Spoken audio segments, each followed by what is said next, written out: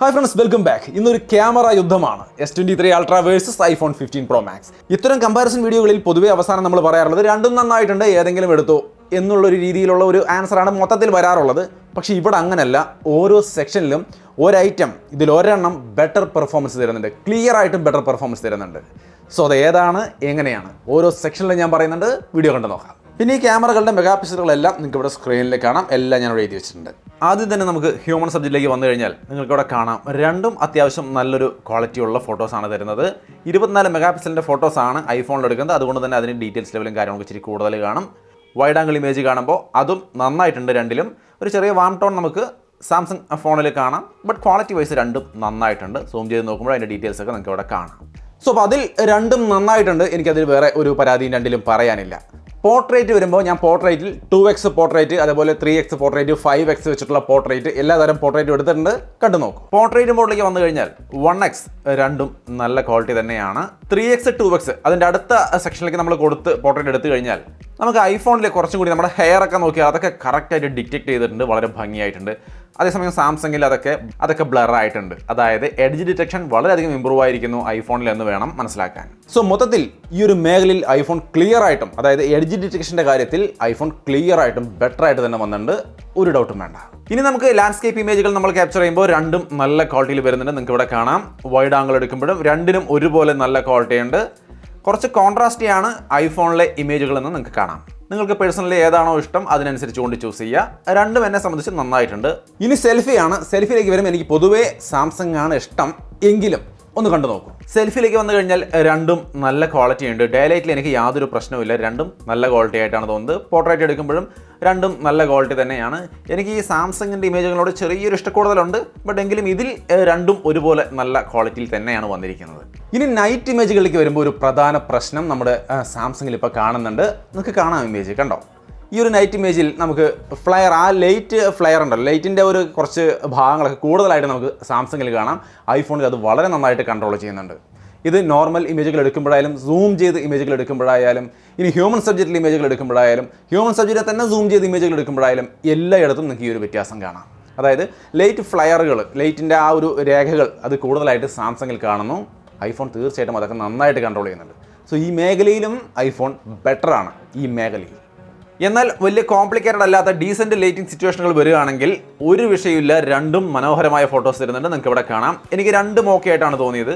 ഇത് വളരെ ലൈറ്റ് കുറവുള്ളൊരു സാഹചര്യത്തിൽ എടുത്തിട്ടുള്ള ഫോട്ടോയാണ്. ഇതും തീർച്ചയായിട്ടും രണ്ടിലും നന്നായിട്ട് വന്നിട്ടുണ്ട്. ആർട്ടിഫിഷ്യൽ ലൈറ്റിംഗ് കണ്ടീഷനിൽ സെൽഫി വരുമ്പോൾ ഡീസൻറ്റ് ലൈറ്റ് ഉള്ള സാഹചര്യങ്ങളിൽ രണ്ടും നല്ല ക്വാളിറ്റി തരുന്നുണ്ട്. ഇത് ഇത്തിരി ലൈറ്റ് കുറവുള്ള സാഹചര്യമാണ്. ഇവിടെ വരുമ്പോഴും അത്യാവശ്യം രണ്ടും നന്നായിട്ടുണ്ട്. നിങ്ങൾക്ക് ഇഷ്ടമുള്ള കളർ ടോൺ സെലക്ട് ചെയ്തോളൂ. ക്വാളിറ്റി വൈസ് രണ്ടും വളരെ നന്നായിട്ട് തന്നെയാണ് വന്നിരിക്കുന്നത് എല്ലാ സാഹചര്യങ്ങളിലും. ഇവിടെ ഇത് മാത്രമല്ല, നമ്മൾ എടുക്കുന്ന ഫോട്ടോസ്, നോർമലി നമ്മൾ എടുക്കുന്ന ഐഫോൺ കൊണ്ട് എടുക്കുന്ന ഫോട്ടോസ് നമുക്ക് വേണമെങ്കിൽ അഡ്ജസ്റ്റ് ചെയ്യാൻ പറ്റും. അതായത് പോർട്രേറ്റ് ഇമേജ് ആക്കാൻ പറ്റും നോർമൽ ഫോട്ടോസിനെ. ഇപ്പോൾ ഞാനിവിടെ ഒരു സംഭവം കാണിച്ചു തരാം. കണ്ടോ, ഇതൊരു നോർമൽ ഫോട്ടോയാണ്. ഇതിനെനിക്ക് വേണമെങ്കിൽ ഈ രീതിയിൽ അഡ്ജസ്റ്റ് ചെയ്തുകൊണ്ട് മാറ്റാൻ സാധിക്കും. കണ്ടോ, പോർട്രേറ്റ് ബാക്ക്ഗ്രൗണ്ട് മുഴുവൻ പോർട്രേറ്റ് ആക്കി മാറ്റാം. ബ്ലർ എഫക്റ്റ് കൊണ്ടുവരാൻ സാധിക്കും. അതിനുകൂടി പറ്റുന്ന രീതിയിലാണ് ഇതിൻ്റെ ഫോട്ടോസ് നോർമലി തന്നെ ഇത് എടുക്കുന്നത്. അത് തീർച്ചയായിട്ടും ഒരു നല്ല കാര്യമാണ്. എന്നാൽ ഇവിടെ ഒരു ചെറിയ പ്രശ്നമുണ്ട്. ഞാനും ഇവിടെ ദേവാനന്ദും കൂടി, ഞങ്ങൾ രണ്ടുപേരും കൂടി ഇരുന്നെടുത്ത ഒരു സെൽഫിയിൽ നിങ്ങൾക്ക് കാണാം, ഇതിൽ നമ്മൾ അതേ ബ്ലർ എഫക്റ്റ് കൊടുക്കാൻ നോക്കി കഴിഞ്ഞാൽ ഒരാൾ ഫോക്കസിൽ വരും, മറ്റേ ആൾ ഫോക്കസിൽ നിന്ന് പോകും. ആ ഒരു ഇഷ്യൂ ഉണ്ട്. കണ്ടോ, ഒരു പക്ഷേ വരുന്ന സമയങ്ങളിൽ ശരിയാവുമായിരിക്കാം. ഈ ഒരു പ്രശ്നമുണ്ട്. എങ്കിൽ പോലും ഒറ്റയ്ക്കാണ് ഫോട്ടോ എടുക്കുന്നതെങ്കിൽ തീർച്ചയായിട്ടും ആ ബ്ലർ നമുക്ക് കൊണ്ടുവരാൻ സാധിക്കും. ഇനി സൂമിങ്, രണ്ട് ഫോണുകളിലും സൂമിംഗ് ഉണ്ട്. കണ്ടു നോക്കാം. സൂമിങ്ങിലേക്ക് വന്നു കഴിഞ്ഞാൽ രണ്ട് ഫോണിൻ്റെയും വൈഡ് ആംഗിൾ ഷോട്ടാണ് ഈ കാണുന്നത്. അടുത്തതായിട്ട് 1x നോർമൽ ആയിട്ടുള്ള ക്ലിക്കിലേക്ക് വരുമ്പോൾ ഈ രീതിയിലായിരിക്കും. ഐഫോണിന് 28mm എന്ന് പറയുന്ന ഒരു സംഭവം, ഒരു 35mm എന്ന് പറയുന്ന ഒരു സംഭവം കൂടി ഉണ്ട് ഇടയിൽ. അത് രണ്ടും എടുത്തു കഴിഞ്ഞാൽ ഈ രീതിയിൽ കുറച്ചും കൂടി സൂംഡ് ആയിട്ട് കിട്ടും. 2x ഐഫോണിൻ്റെ 2xലേക്ക് വരുമ്പോൾ ഈ കാണുന്ന തരത്തിലും, സാംസങ്ങിൻ്റെ 3x ഈ കാണുന്ന തരത്തിലും ഇമേജുകൾ തരുന്നുണ്ട്. പിന്നെ ഒരു 10xും 5xും ആണ് അടുത്ത ഒപ്റ്റിക്കൽ സൂമിൻ്റെ സെക്ഷൻ വരുന്നത്. അവിടെ ഐഫോൺ ഇത്തിരി കോൺട്രാസ്റ്റി ആയിട്ട് കാണുന്നുണ്ട്. എനിക്ക് അതാണ് ഇഷ്ടപ്പെട്ടത്. സോ നിങ്ങൾക്ക് ഏതാണ് ഇഷ്ടപ്പെടുന്നതെന്ന് തീർച്ചയായിട്ടും നിങ്ങൾ പറയാം. ഇത് മറ്റൊരു വൈഡ് ഇമേജ് 1x, അതേപോലെ 3xും 2xും എടുത്തിരിക്കുന്നു. പിന്നെ ഒപ്റ്റിക്കൽ സൂമിൻ്റെ മാക്സിമം ലെവൽ 5xും 10xും കൊടുക്കുമ്പോൾ രണ്ടും നല്ലതാണ്. ബട്ട് കൂടുതൽ സൂം ചെയ്ത് ഫോട്ടോ നല്ല ക്വാളിറ്റിയിൽ എടുക്കാൻ സാംസങ്ങിൽ പറ്റും എന്നുള്ളത് സാംസങ്ങിൻ്റെ മേന്മയാണ്. 100x 25x മാക്സിമം സൂമിലേക്ക് നമ്മൾ കൊടുത്തു കഴിഞ്ഞാൽ, ഡിജിറ്റൽ സൂം അടക്കം എടുത്തു കഴിഞ്ഞാൽ ഈ രീതിയിലാണ് മാക്സിമം വരിക. ഈ 5x വരെ ഇവൻ കിടിലമാണെങ്കിലും അതിനപ്പുറത്തേക്ക് 100x എന്നൊക്കെ വരുമ്പോൾ ഇവൻ ഇപ്പോഴും രാജാവ് തന്നെയാണ്, ഒരു രക്ഷയില്ല. വീഡിയോയിലേക്ക് വന്നു കഴിഞ്ഞാൽ നിങ്ങൾക്ക് ഇവിടെ കാണാവുന്ന പോലെ രണ്ടും നല്ല ക്വാളിറ്റി വീഡിയോസാണ് തരുന്നത്. വലിയ അപാകതകളൊന്നും വീഡിയോയ്ക്ക് പറയാനില്ല. സ്റ്റെബിലൈസേഷനൊക്കെ പക്കയാണ് രണ്ട് ഫോണിലും. S23 Ultra ഞാനൊന്ന് ഫുൾ സ്ക്രീനിലിട്ട് കാണിച്ചു തരുന്നുണ്ട്. ഇതാണ് S23 Ultrയുടെ ഫുൾ സ്ക്രീൻ വ്യൂ എന്ന് പറയുന്നത്. 4K വീഡിയോ ആണ്. ഐഫോണിലും അതേപോലെ ഞാൻ ഫുൾ സ്ക്രീൻ ഇട്ടിട്ടുണ്ട്. ഈ രീതിയിലാണ് വരുന്നത്. സോ സൈഡ് ബൈ സൈഡും കണ്ടു, ഫുൾ സ്ക്രീനും കണ്ടു. ചൂസ് ചെയ്യാൻ നിങ്ങൾക്ക് പറ്റുമെന്ന് വിചാരിക്കുന്നു. എന്തായാലും രണ്ടും നല്ല ക്വാളിറ്റിയാണ്. വൈഡ് ആംഗിളിലേക്ക് വന്നു കഴിഞ്ഞാൽ ഈ കാണുന്ന തരത്തിലാണ് വീഡിയോ ക്വാളിറ്റി. സ്റ്റെബിലൈസേഷൻ അടക്കം നിങ്ങൾക്ക് കാണാം. രണ്ടും ഒരുപോലെ നല്ല ക്വാളിറ്റി ഉണ്ട്. വീഡിയോയുടെ കാര്യത്തിൽ ഐഫോൺ കുറച്ചുകൂടി ബ്രൈറ്റർ ആണ് എന്നുള്ളത് തീർച്ചയായിട്ടും നോട്ടീസ് ചെയ്യേണ്ട ഒരു കാര്യമാണ്. ഇത് സാംസങ്ങിൻ്റെ ഫുൾ സ്ക്രീനിലേക്ക് ഇട്ട് ഞാൻ കാണിക്കുകയാണ് വൈഡ് ആംഗിൾ വീഡിയോ. എങ്ങനെയുണ്ട്, നിങ്ങൾക്കിത് എന്താണ് ഫീൽ ചെയ്യുന്നത്? ഐഫോണിൻ്റെ ഒരു ഫുൾ സ്ക്രീൻ വ്യൂ ആണ് ഈ കാണുന്നത്. രണ്ടായാലും വളരെ നന്നായിട്ടുണ്ട്. ഹ്യൂമൻ സബ്ജക്റ്റിലേക്ക് വരുമ്പോഴുള്ള ഒരു റിസൾട്ടാണ് കാണുന്നത്. നമ്മൾ നോർമൽ രീതിയിൽ വീഡിയോ ഷൂട്ട് ചെയ്യുമ്പോൾ ഈ രീതിയിലാണ് നമ്മുടെ സ്കിൻ ടോണും കാര്യങ്ങളൊക്കെ വരുന്നത്. രണ്ടായാലും നല്ല ക്വാളിറ്റിയാണ്.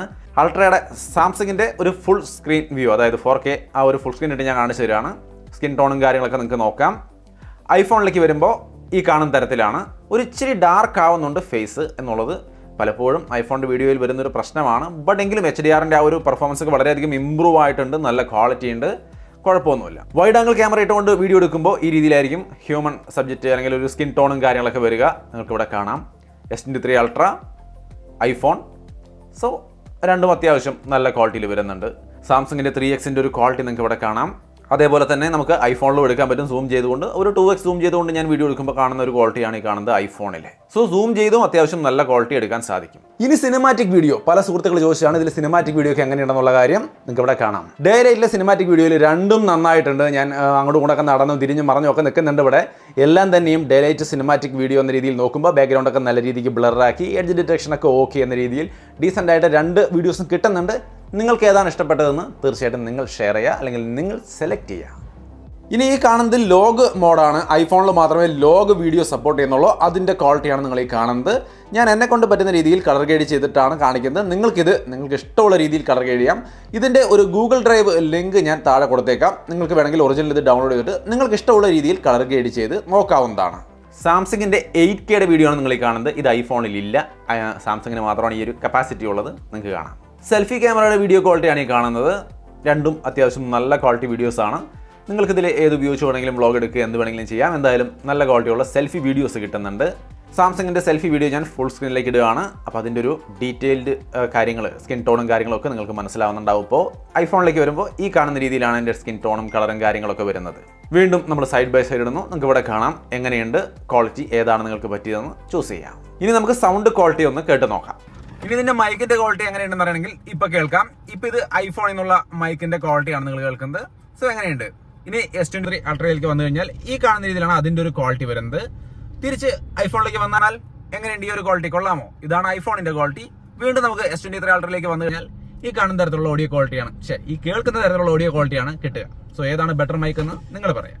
ആർട്ടിഫിഷ്യൽ ലൈറ്റിലേക്ക് വന്നാലുള്ള ഒരു വീഡിയോ ക്വാളിറ്റിയാണ് ഈ കാണുന്നത്. വൈഡ് ആംഗിൾ ക്യാമറയുടെ വീഡിയോ ആണ് ഞാൻ ആദ്യം കാണിച്ചിരുന്നത്. ഒരു കുഴപ്പമില്ല, രണ്ടും നല്ല ക്വാളിറ്റിയുള്ള വൈഡ് ആംഗിൾ വീഡിയോ ഷൂട്ട് ചെയ്യാൻ സാധിക്കും.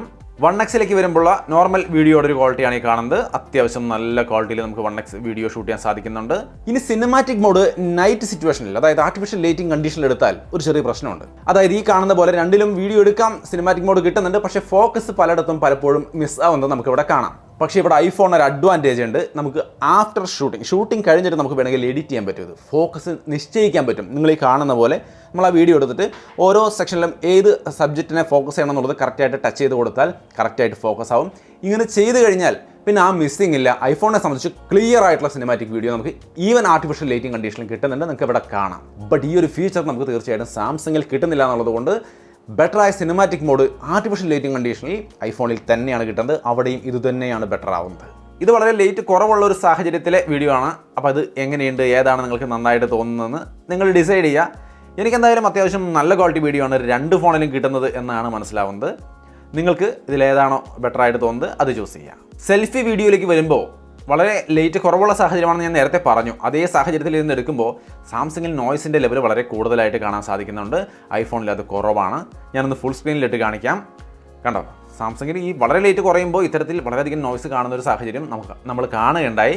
എന്നാൽ ഐഫോണിൽ അത്രയും ഇല്ല. നോയ്സ് ഉണ്ടെങ്കിലും അത്ര കണ്ടില്ല എന്നുള്ളത് തീർച്ചയായിട്ടും ശ്രദ്ധിക്കേണ്ട ഒരു കാര്യമാണ്. ഈ ഒരു കാര്യം മനസ്സിലാക്കിയുള്ളൂ. നിങ്ങൾ സെൽഫി ക്യാമറ കൊണ്ട് ആർട്ടിഫിഷ്യൽ ഡേറ്റിലൊക്കെ കണ്ടമാനം വീഡിയോ എടുക്കാൻ ഉദ്ദേശിക്കുന്നുണ്ടെങ്കിൽ ഇവിടെ തീർച്ചയായിട്ടും ഐഫോൺ ബെറ്റർ ആയിട്ട് പെർഫോം ചെയ്യുന്നുണ്ട്. ആക്ഷൻ മോഡ് നിങ്ങൾക്ക് ഇവിടെ കാണാം. രണ്ടും അത്യാവശ്യം നല്ല സ്റ്റെബിലൈസേഷൻ തരുന്നുണ്ട്. സോ ഒരു ഇഷ്യൂ ഇല്ല. ആക്ഷൻ മോഡ് അടിപൊളിയായിട്ട് നിങ്ങൾക്ക് ഉപയോഗിക്കാം രണ്ട് ഫോണിലും.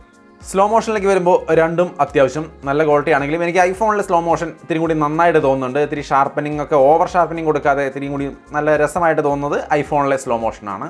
നിങ്ങൾക്ക് ഇതിൽ ഏത് സ്ലോ മോഷനാണ് ഇഷ്ടപ്പെടുന്നതെന്ന് നിങ്ങൾ വേണം കമൻറ്റ് ചെയ്യാൻ.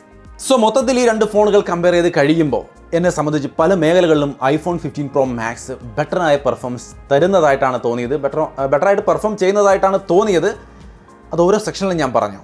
പക്ഷെ നിങ്ങൾക്ക് ഇതിലേതാണോ ബെറ്ററായിട്ട് തോന്നിയത് അത് വേണം നിങ്ങൾ ചൂസ് ചെയ്യാൻ. ഞാൻ എൻ്റെ ഇഷ്ടവും എൻ്റെ തോന്നലുമാണ് പറഞ്ഞത്. ഇവിടെ ഇരിക്കുന്ന ആളെ സംബന്ധിച്ച് നിങ്ങൾക്ക് രണ്ടിൻ്റെയും വ്യത്യാസങ്ങൾ കാണിച്ചു തരിക എന്നുള്ളതാണ് എൻ്റെ പരിപാടി. അതിന് സെലക്ട് ചെയ്യേണ്ടത് നിങ്ങൾ തന്നെയാണ്. എനിക്ക് ബെറ്ററായിട്ട് പല മേഖലകളിലും തോന്നിയത് ഇതാണ്. സോ നിങ്ങളുടെ ഇഷ്ടം എന്താണെന്ന് തീർച്ചയായിട്ടും കമൻറ്റായിട്ട് ഷെയർ ചെയ്യാം. ഇവിടെ ഒരു കാര്യം നമുക്ക് ക്ലിയർ ആയിട്ട് അറിയാം, ഇത് S23 Ultra ഒരു 5-8 മാസം മുമ്പ് ഇറങ്ങിയതാണ്, ഇതിപ്പോൾ ഇറങ്ങിയതാണ്. ഇതിൻ്റെ കമ്പാരിസൺ ശരിക്കും വരേണ്ടത് S24 Ultrയുമായിട്ടല്ലേ. വരുമല്ലോ, ഫെബ്രുവരി വരുമല്ലോ, നമുക്ക് അപ്പെടുത്ത് കമ്പയർ ചെയ്യാം. അപ്പോൾ ഇതിൽ ഏത് വിജയിക്കുമെന്നാണ് നിങ്ങൾ പ്രതീക്ഷിക്കുന്നത്? നിങ്ങളുടെ അഭിപ്രായങ്ങൾ തീർച്ചയായിട്ടും കമൻറ്റായിട്ട് ഷെയർ ചെയ്യാം. പിന്നെ ഒരു കാര്യം, ഐഫോൺ 15 Pro Maxൻ്റെ ഡീറ്റെയിൽഡ് വീഡിയോ നമ്മുടെ ചാനലിൽ കിടക്കുന്നുണ്ട്. താല്പര്യമുള്ളവർക്ക് കണ്ടു നോക്കാം. ലിങ്ക് താഴെ ഡിസ്ക്രിപ്ഷനിൽ കൊടുത്തേക്കാം. വീഡിയോ ഇഷ്ടപ്പെട്ടാൽ ലൈക്ക് ചെയ്യാനും ഷെയർ ചെയ്യാനും മറക്കണ്ട. വീണ്ടും ഒരു വീഡിയോയിൽ കാണാം. ബൈ.